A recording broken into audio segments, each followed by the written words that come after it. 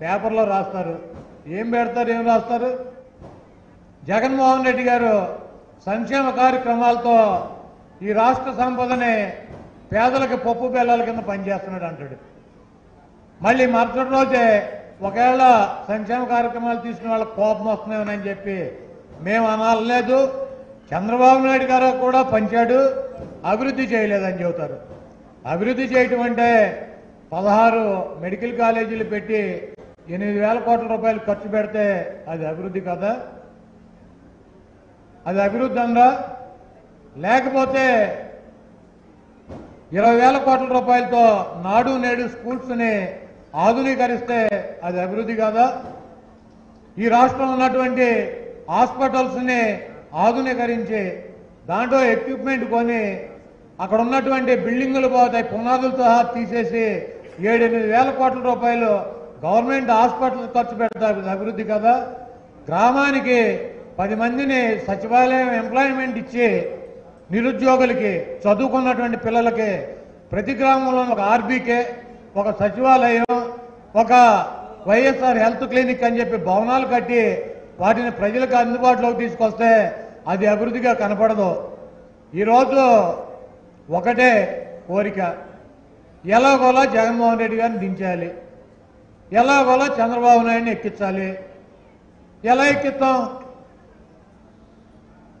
చంద్రబాబు నాయుడికి ఒక కొడుకున్నాడు, వాడి కరెక్ట్ పేరైతే సిద్ధప్ప. ఆడి గెటప్, ఆడి పర్సనాలిటీ, ఆడి హావభావాలు, ఆడి చిటికలు వేయటాలు, తప్పెట్లు కొడతాలు ఇవన్నీ కనుక చూసినట్లయితే కరెక్ట్గా కనుక పేరైతే కనుక సిద్ధప్ప అన్నది సూట్ అవుద్ది లోకేష్ బాబుకి. వాడిని పెట్టుకుని ఈ చంద్రబాబు నాయుడికి 73 ఏళ్ళు 74 ఏళ్ళు సచ్చినాయి. మైండ్ పని చేయట్లా. పొద్దున్న చెప్పింది సాయంత్రం గుర్తుండదు, సాయంత్రం చెప్పింది పొద్దున్న గుర్తుండదు. ఈరోజు ఎన్టీ రామారావు జిల్లా ఆయన పుట్టిన ప్రాంతం నెమ్మకూరు వెళ్ళి పడుకునేవాడు వాళ్ళు రాత్రి. గుడివాడలోనేమో వాళ్ళ భజన సభ అంట. రేపేమో మా పేర్నాని గారి కాన్స్టిట్యున్సీలో 7 నియోజకవర్గాల్లో కార్యకర్తలతో నాయకులతో మాట్లాడతాడంట. ఏం మాట్లాడతాడు బొచ్చు? 30 ఏళ్ళ నుంచి మాట్లాడుతూనే ఉన్నాడు. ఈరోజు జగన్మోహన్ రెడ్డి గారిని దించలేమని చెప్పి తెలుసు. జగన్మోహన్ రెడ్డి గారు చెప్పినట్టు ఈ 420 గాళ్ళు ఈ వెధవులంతా జగన్మోహన్ రెడ్డి గారి ఇంటికి కూడా పేకలేరని కూడా వీళ్ళకి తెలుసు. కాకపోతే మీ మీద మన మీద యుద్ధం చేయాలి. ఇక్కడ పేరు నాని మీద యుద్ధం చేయాలి, అక్కడ కొడవల నాని మీద యుద్ధం చేయాలి, పక్కన జోగి రమేష్ మీద యుద్ధం చేయాలి. ఎవడు యుద్ధం చేసేది? ఎవరు? చంద్రబాబు చేయలేడు కదా, ఇక్కడ వీళ్ళు చేయాలి. ఇక్కడ ఉన్నటువంటి గ్రామాల్లో ఉన్నటువంటి లీడర్లు చేయాలి. వాళ్ళు మన్ను తిన్న పాములాగా హ్యాపీగా పడుకున్నారు. ఇది అయ్యేది కాదు, సచ్చేది కాదు, మనం ఓడిచ్చేది లేదు, సచ్చేది లేదు. ఇప్పుడు బయటికి వెళ్ళి ఇవన్నీ కేసులు, ఈ గొడవలు, ఈ న్యూసెన్స్ ఇవన్నీ మనకెందుకు అని చెప్పి వాళ్ళు పడుకున్నారు. వాళ్ళని అలర్ట్ చేయాలి. అందుకని మొదలెట్టాడు. మీ మహానాడు అంటే సూపర్ సక్సెస్ అయిందంట. ఒంగోలులో 50,000 మందికి భోజనం పెట్టి ఇప్పుడు మన కాన్స్టిట్యున్సీలోనే ప్లేనరీ పెట్టుకుంటే ఇక్కడ 5,000 మంది ఉన్నారు.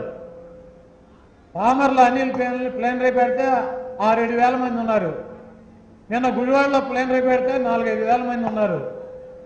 ఒక ప్లేనరీ నియోజకవర్గ స్థాయిలో పెట్టుకుంటేనే 4,000-5,000 మంది వైఎస్ఆర్ కాంగ్రెస్ పార్టీ కుటుంబ సభ్యులు వస్తున్నారు. ఒక రాష్ట్ర వ్యాప్తంగా ప్లేనరీ పెట్టుకుంటే ఆ జిల్లాలోనే 4-5 మంది వచ్చినా గుంటూరు జిల్లా, ప్రకాశం జిల్లాలో ఉన్నటువంటి 30 కాన్స్టిట్యున్సీలో 1,00,000 మంది ఉంటారు. అక్కడ టోటల్ తిప్పి కొడితే 30-40 మంది లేరు పోకోడిగాళ్ళు. ప్లేనరీ సూపర్ సక్సెస్ అంట. ఇదే నిదర్శనం అంట. 2018లో నువ్వు ఎన్నికల ముందు ఓడిపోయినప్పుడు వైజాగ్లో ప్లేనరీ పెట్టావు, అప్పుడు ఈ జనం రాలేదా? నేను ఒకటే మిమ్మల్ని అందరినీ విజ్ఞప్తి చేస్తున్నా, ఈ కార్యక్రమం ఏదైతే మనం చేశామో నేను ఒక సంకల్పం చేశాను, మీరందరూ గుర్తుపెట్టుకోవాలి. పేదరికం లేని సమాజం నందమూరి తారక రామారావు గారి కళ, ఎన్టీఆర్ కళ. ఈరోజు నేను ఆలోచించింది సంపద సృష్టించాలి. ఆ సంపద సృష్టించడం ఎంత ముఖ్యమో పేదరిక నిర్మూలన కూడా అంతే ముఖ్యం. నేను అందుకే ఒక కార్యక్రమం పెట్టుకున్నాను, జీరో పావర్టీ అన్నాను. ఈరోజు ఎలా మందికి వస్తాం? కొంతమంది కష్టపడ్డారు, డాక్టర్లు అయ్యారు, ఇంజనీర్లు అయ్యారు, విదేశాలకు పోయారు, డబ్బులు సంపాదించారు.